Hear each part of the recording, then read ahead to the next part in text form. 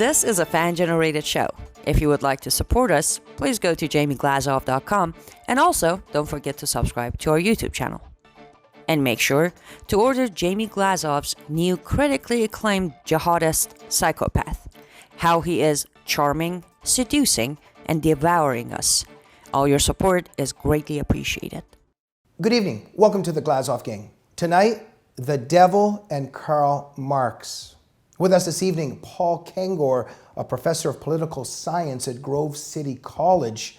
He's the author of nearly 20 books, which include his new book, The Devil and Karl Marx. Paul Kengor, welcome to the Glazov Gang. Jamie, it's great to be with you. Good to finally do this show, and also everything that you and David do and the Freedom Center. I think we've probably emailed 100 times, and this is probably the first time we've ever actually talked face-to-face, sort of face-to-face. Absolutely. Yeah, I think maybe 15, 20 years we've talked back and forth, so we're kind of like spiritual brothers that never met. Sure, it's true. So Paul, thank you so much for writing this book. It's a masterpiece, something that's very close to my heart. And so I'm in a little bit of a somber mood this evening because the last couple of days I was very much involved in reading your book carefully. And of course took the time to make sure I was praying.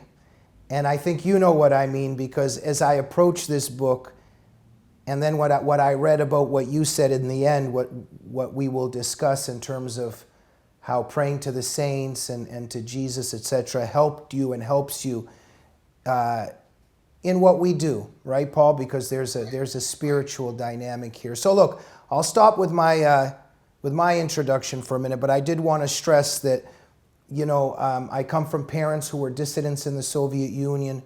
We were persecuted Christians in the Soviet Union. Since the time I was a kid, I was thinking about what communism was doing, and also in terms of persecuting Christians. And so the book is very close to my heart, and I will now let you begin to speak. Let's begin with this, Paul. I would say this is quite a crucial time to discuss the devil and Karl Marx. Yeah, well, I would say so, and yeah, I must just add to what you said there. I know this is personal to you, and what you went through, what your family went through. I mean, I on my father's side, the name Kengor is actually Polish, so I can relate a little bit to that. But they came over a long time ago, at least 100 years ago. My mother's side is Italian, 100%. So they really didn't have any experience with this. But it's sad. I mean, you and I both, at the very least, Jamie, I mean, we saw the Berlin Wall come down, right? 1989, or I mean, we might not have been there, but we witnessed it. We watched the collapse of the Soviet Union in 1991. And I mean, I've been teaching now at Grove City College since 1997, probably teaching at least 25 years. And you and I have talked about this a lot, and David Horowitz as well, that if we don't teach the evils of communism and what communism has done, it's going to come back to bite us. And man, it is. It is now. And you look at somebody like AOC, Alexandria Ocasio-Cortez. She was 4 weeks old when the Berlin Wall fell. I mean, she was nursing at her mother's breast when the Berlin Wall fell. And she's gone through public schools, higher ed, kind of the typical colleges. And it's no surprise today that she would be a democratic socialist. And she would be a member of the Democratic Socialists of America, which calls itself the largest socialist organization in the United States, has at least 50,000 members, probably 10 times the number of members Communist Party USA has, Jimmy. But to see today people praising socialism, even praising communism, not knowing the difference between the two, either way praising both, I'm not surprised where we are, because we've failed to teach this history. And the stuff that we're going to talk about, this really dark, diabolical aspect of Karl Marx and Marxism, man, they don't know this at all. And I'm already seeing, I'm getting emails from people, oh, come on, professor. What's this right-wing crazy stuff? No, this has actually been known for a long time. But the hagiographers of Marx's biographers, including at least the last half dozen of them that have written major biographies, have all ignored it. And Paul, the thing is, like, look, it might be politically incorrect to say it, or, you know, it might sound exclusionary or whatever the term is. If you're not a Christian and don't believe in Jesus Christ, it may be a more problematic for you to get some aspects of this. Not to say that other religious people of different faiths don't get it, and maybe even atheist people many understand the evil of communism. But I'm just saying that those of us who are Christian, in terms of your book and what you're saying, all of this makes complete sense. And well, so, I would add there, if I could, Jamie, I have a really long section in the book on infiltration and manipulation of the churches. Yeah. And I actually begin that with the testimony of Ben Gitlow to the U.S. Congress in the 1940s and 1950s. And he was Jewish. I don't know if he was practicing, but he was Jewish. So I mean, the way that they've gone after communists, every faith. I mean, man, yes.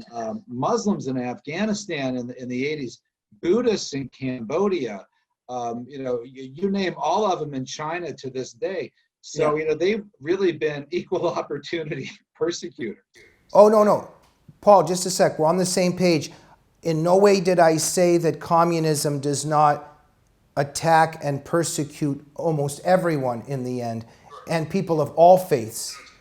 And of course, our Jewish brothers and sisters, many also, of course, understand the evils of communism. But I'm saying that some of the things that we'll discuss today, I'm saying that the people who ridicule you for saying, oh, Karl Marx and Satan, oh, what are you talking about? That sounds so stupid. Well, I'm just saying that if you're not religious and if you're not a Christian, we might be just we can talk all we want, they will not get it. But if you're of the Christian faith, then all of it adds up very quickly. And so I'll just say that for me, that dedicated my whole life to this, today when I hear, you know, our show's coming up on Black Lives Matter and the founders who practice witchcraft, some people approach me saying, oh, these founders are practicing witchcraft and they're demonic, and so, and I'm just like, yeah, well, obviously, they're Marxists. So of course it's interconnected, right? So why I'm saying obviously, well, let us begin now. And so we'll tie up why I said and what you just said. We're going to be tying this up throughout the show. So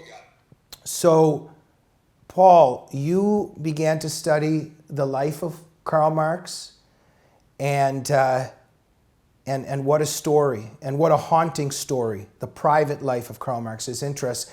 And this guy, let's just begin with this, writing very interesting poems as a young man about how he's forfeiting heaven and God and really, really giving his life to hell and to the devil. Tell us about it.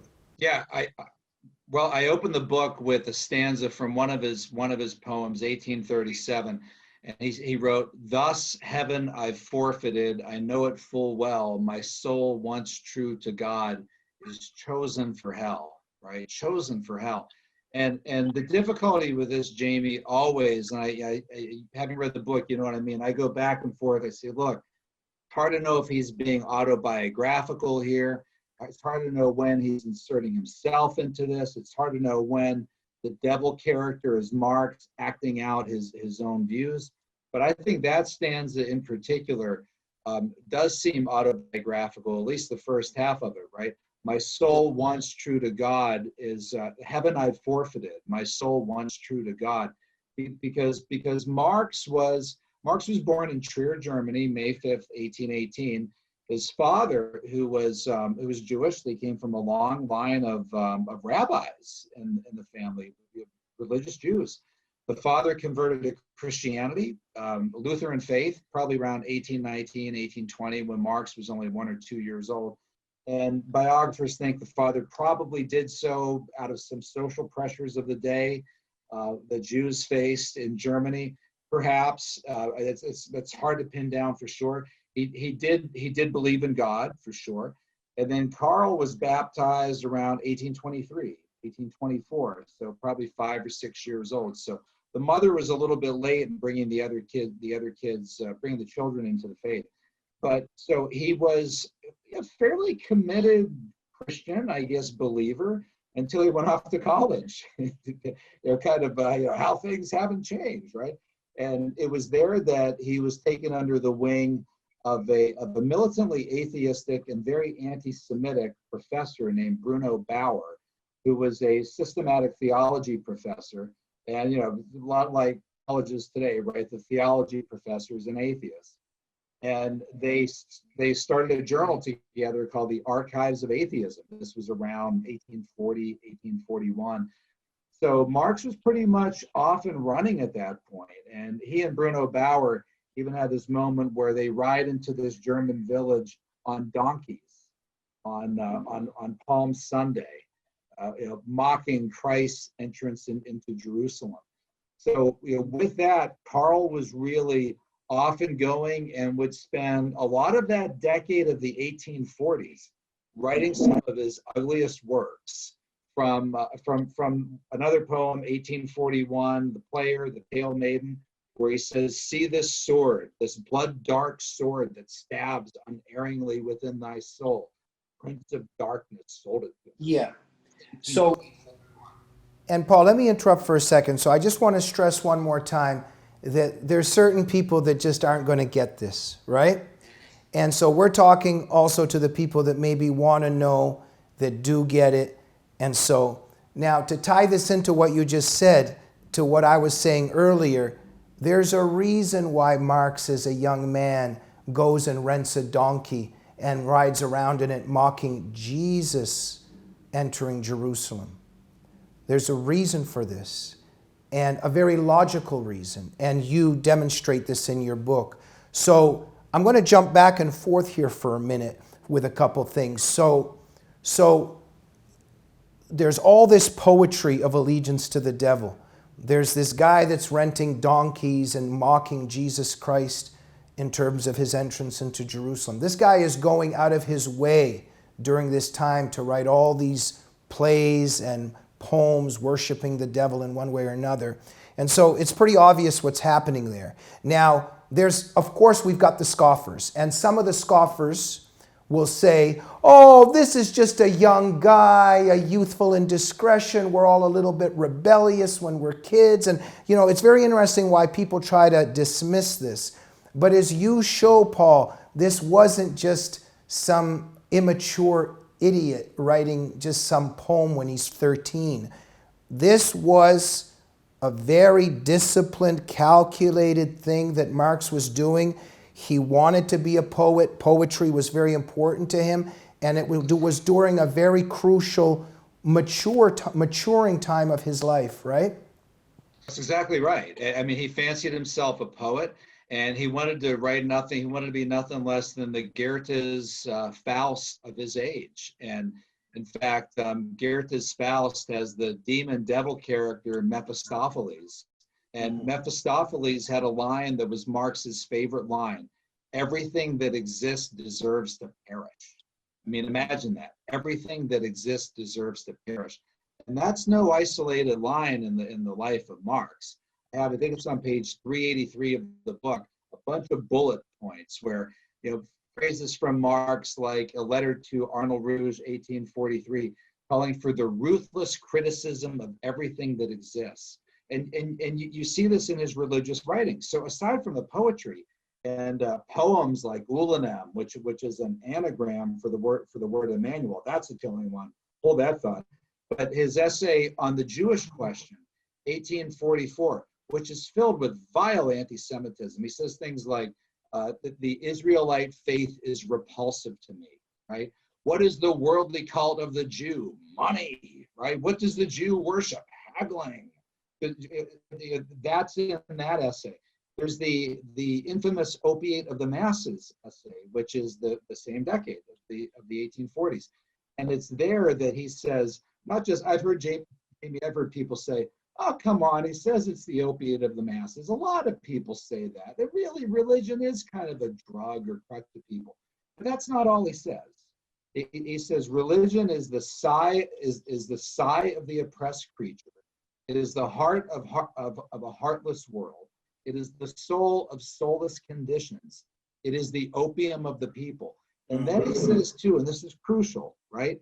He said the criticism of religion is the beginning of all criticism. And in that essay, he uses the word criticize or criticism 29 times. Robert Payne, one of his best biographers, back in 1968, wrote a fabulous biography of Marx. And he said, really, probably the only word that Marx uses more than criticism or criticize is abolish or abolition, right? He wants to abolish private property. He wants to abolish family. Communist Manifesto actually says abolition of the family, exclamation mark. Even the most radical flare up at this infamous proposal of the communists. He wants to abolish inheritance, which is incredibly ironic because he and Engels had inherited all the money that they had. He wants to abolish entire societies, all religion, all morality, as they say in the Communist Manifesto. This was a guy who, despite what people on the left might say, oh, communism just wants to share and help the poor and redistribute wealth. No, Marx wanted to burn down the house and then stand there in the embers and the flames with fist in the air.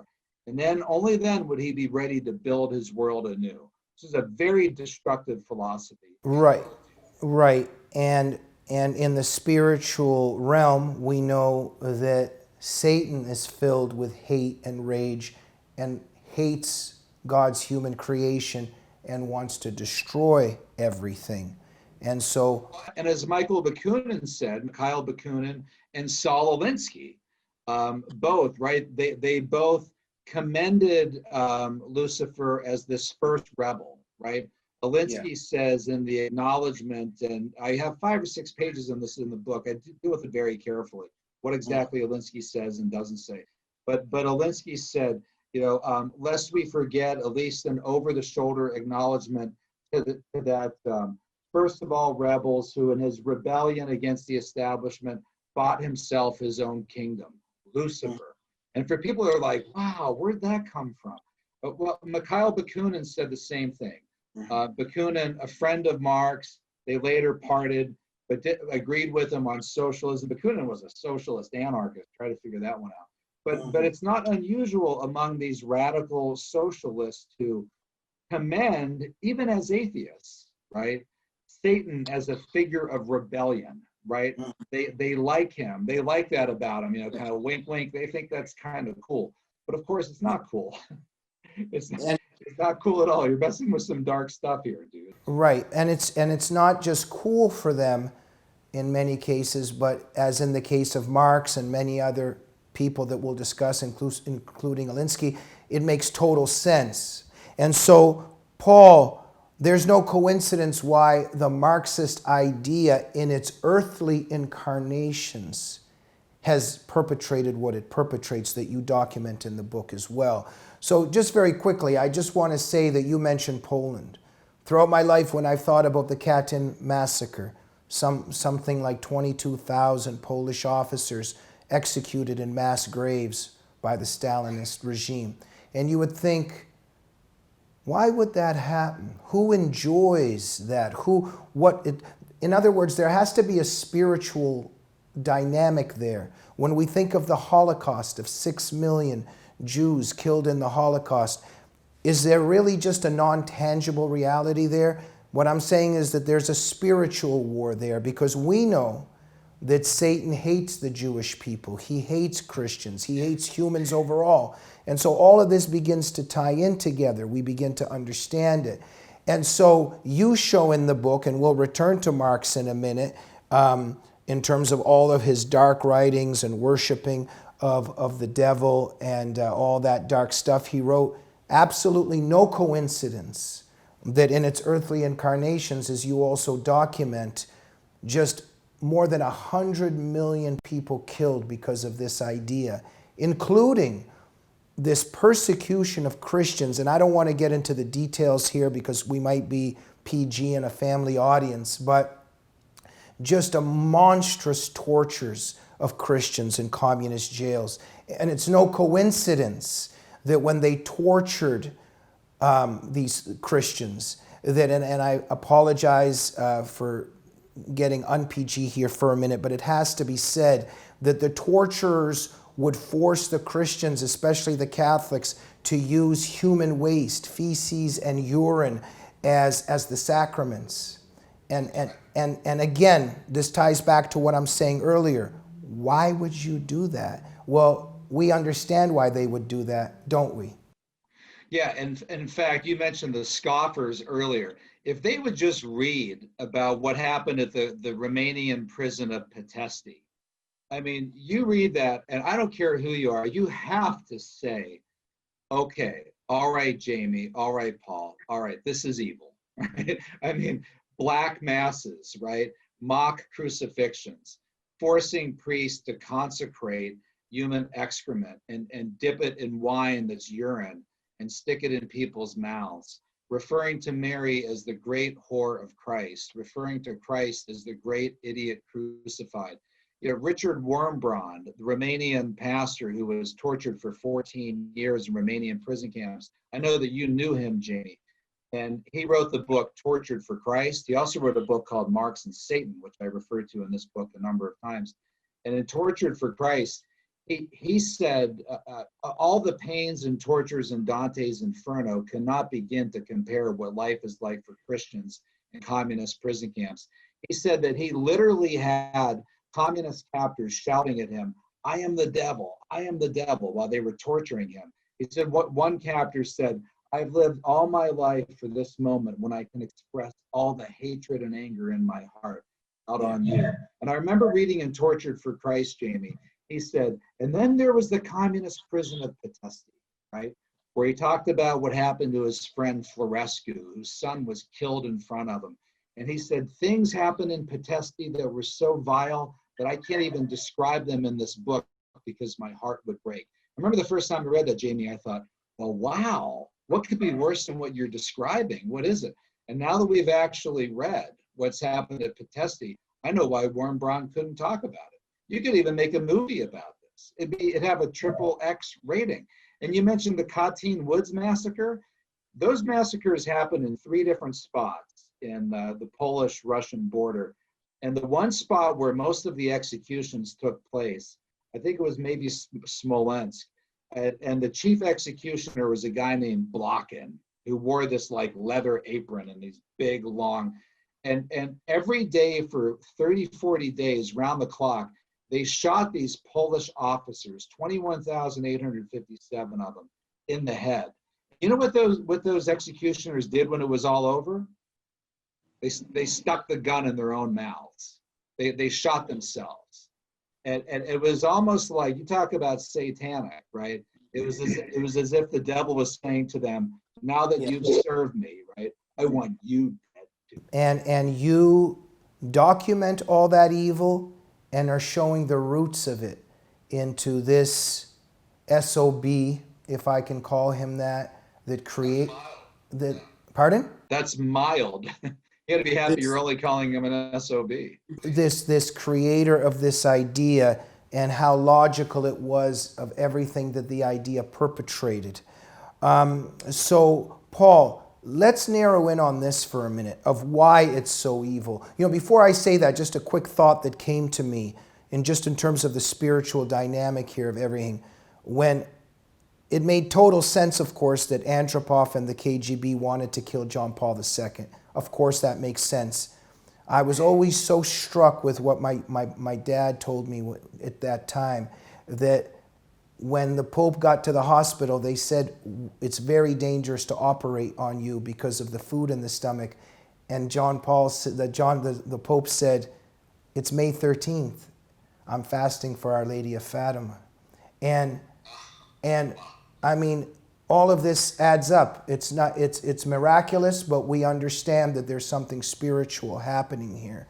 So, And so they were able to save his life precisely because he had no food in his stomach because of that special day for Day of Our Lady of Fatima, who Yeah, for us predicted and that for communism would spread its errors around the world. And yeah, the third secret would involve an attack on the bishop in white, the only bishop in the Catholic Church who wears white as the Pope. And he was shot on the feast day of Our Lady of Fatima. Yeah, it's amazing, isn't it? Yeah. Paul, so let's think about why communism is so evil. And at the same time, you have a masterpiece chapter in there documenting the top religious Catholic thinkers and other religious thinkers showing why it's evil and goes against God's creation. So Communist Manifesto, very clear on doing a couple things you just said, but private property, okay? Just the very notion of starting to abolish private property right off the bat. The 8th commandment, thou shalt not steal. Also the 10th commandment, thou shalt not covet, which includes thou shalt not covet thy neighbor's goods. So right off the bat, the Marxist idea goes against 2 of God's commandments. And also we understand the importance of individual rights, how Marxism goes against the sanctity of the individual. But overall, a classless society, by necessity, has to have a terrorist component. Yeah, and I mean, so Marx and Engels, the 10-point plan of the Communist Manifesto, the first one is abolition of property and land and so forth.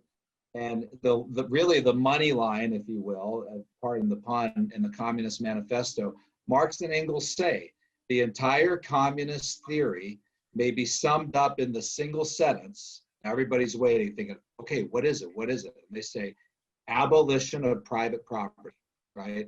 So if you had to wrap it up, right, abolition of private property. And Jamie, they double down on it a couple times later in the manifesto. They say, but of course you say, they don't really want to do away with private property, do they? And then Marx and Engels say, yes, we do, precisely so. That is exactly what we intend to do.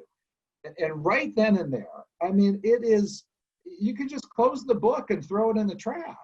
I mean, you know what you're going to have to do to abolish private property? You're going to have to kill people.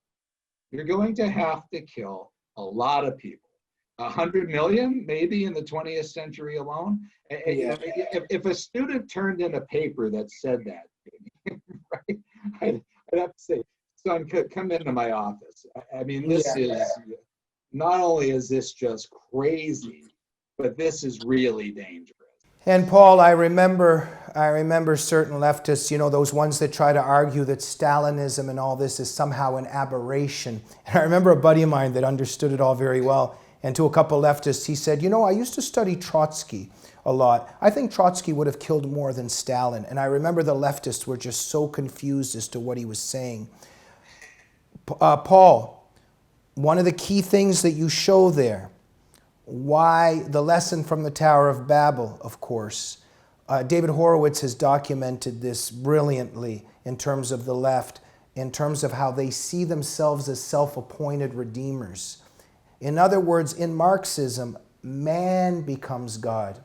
And so humans, the communist leaders, of course, they're the self-appointed redeemers, and they decide who can be saved and who can be damned. So they decide who goes to the gulag. But let's talk about that for a second. Just humans, in Marxism, humans, the ones leading people, are the ones that become God, right? Yeah, Whittaker Chambers said that the first mistake of the communists was the first mistake made in the Garden of Eden, right? Ye shall be as gods. And it's fascinating, Jamie, and you see this with the left all the time. You know, they accuse, they dump on people with wealth or people in capitalist free market societies for wanting wealth, right? But you see with these guys that it's the communists who are obsessed with money and wealth. Oftentimes, like how the left is always accusing us of hatred, right? And they'll be screaming at us, "You hater!" It's like, no, wait a second. You're hating. I'm sitting here smiling while you're screaming hater. You're projecting your feelings onto me. And it's the same thing, I think, with money and property, right? they are obsessed with money and property. They are obsessed with envy, with greed. And the irony of Marxism, it's this atheistic materialistic philosophy that fashioned a golden calf. I mean, it's money above all property. Augustine said we have a God-shaped vacuum in all of us. The Marxist really thinks we have a dollar-shaped vacuum in all of us. And like Jesus told Satan, of all things, man does not live on bread alone. The Marxist really does think that you live on bread alone. And if you could solve the economic problem, the material problem, you could have this new Jerusalem. But that's not what we live on. Right. And Paul, I wish we had another hour or two, but we got to go. But you just hit bingo there. You've showed it in your book that in Marx, the teaching is for us to get away from every word that cometh from the mouth of God, right? And so when Jesus says, man does not live by bread alone, but from every word that comes from the Creator. And in Marx, humans everything is material, right? So there's another satanic thing right there. Now, we got to go, Mark. Excuse me. We got to go, Paul. But I just wanted to finish on this, that when I approached your book, I was thinking, okay, got to kind of saddle up again, because as you well know, sometimes we need a rest in terms of what we do. And I realized got to pray a little bit extra, and just maybe and then at the end, when you wrote how in your acknowledgments you wrote how after reading all this Marxist sewage, in your acknowledgments you not only thanked lots of people, but you talked about Saint Catherine of Siena, you talked about Saint Francis of Assisi, about Fulton Sheen, Padre Pio. Just let's finish on that, how you as an individual who was writing this book also had to pray and to think of beautiful things and focus on Christ while writing this kind of stuff. Yeah, researching it and writing on it, Jamie, is awful. And I got to one point near the end of the book, and I think I turned in a 140,000 word manuscript. It's about 470 pages. I had about a 6-inch stack just on the Frankfurt School, and Walter Benjamin and Marcuse and some of the pagan stuff, even cultish stuff. And I just finally had to say, I'm done with it. And so at night, I would have to put this aside. You know, they say at night you shouldn't go to bed angry at your spouse. Well, at night you shouldn't go to bed too after having read Marx and the Frankfurt. Yeah, or reading about the torture of Richard Wurmbrand, which I was reading last night. So it's just to get something edifying, the lives of the saints, read something positive, just to get through it. And you could see why people who are Marxists, so many of them, often feel a certain despair. It is not an uplifting ideology, which is not a surprise because it's atheistic materialism. Well, yeah, and tragically enough, I don't think it's that much of a great coincidence that Marx's 2 daughters committed suicide. Because when you pacts with their husbands. Yeah. But any other figure in all of history who had 2 daughters who killed themselves in suicide pacts with their husbands. Well, one of the husbands was partly Cuban, so to Marx that meant he was partly Negro, so he called him Negrillo, or the guerrilla. And he and Engels wrote letters back and forth that I quote, trying to figure out how much N-word blood Paul had, 1/8, 1/12. Very, very awful. And that too, that evolved from their Darwinian evolutionary view of human beings, not made in the imago Dei, in the image of God, but having evolved from apes. With blacks, they believe an even lower rung of the evolutionary scale. It all ties together. It's a very dark, despairing view that Marx Absolutely. And I guess leftists like to pretend what you just said doesn't exist. But I was going to say that when you bring your children up with beautiful things, and with the belief in Jesus giving his life for us and being our Redeemer, kids usually may turn out a certain way. when you're raised by Karl Marx and everything that he taught, when you read in your book how 2 of his daughters committed suicide, tragically, but it all makes complete sense. That's right. Paul Kengor, I wish we had another 2 hours. Thank you so much for writing this book. It's essential, especially during this time. Thank you, Paul. Well, you're great, Jamie. Thank you very much. God bless. Thank you so much for coming on the show. And everybody out there, get The Devil and Karl Marx by Paul Kengor. The Devil and Karl Marx. Just a must read about this particular individual, his ideas, and their earthly incarnations. We'll see you soon on the Glazov Gang. Good night.